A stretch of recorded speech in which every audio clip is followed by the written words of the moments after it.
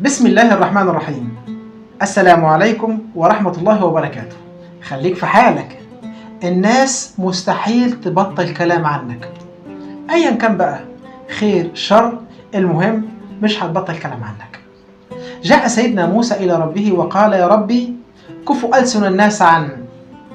قال: يا موسى هذا شيء لم أكتبه لنفسي، حاجة أنا ما كتبتهاش لنفسي هكتبها لك يا موسى.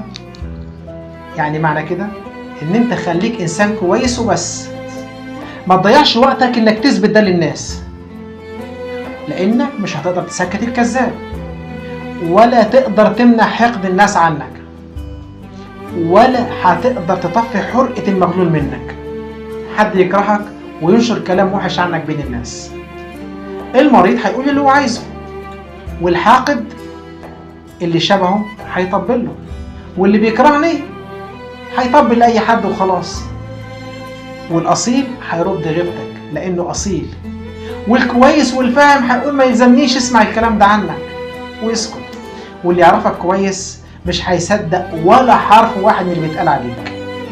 بس للأسف المرضى كتروا والدواء مش نافع. خليك انت أحسن، خليك في حالك. تحياتي. لا تنسوا الاعجاب بالفيديو والاشتراك في القناة.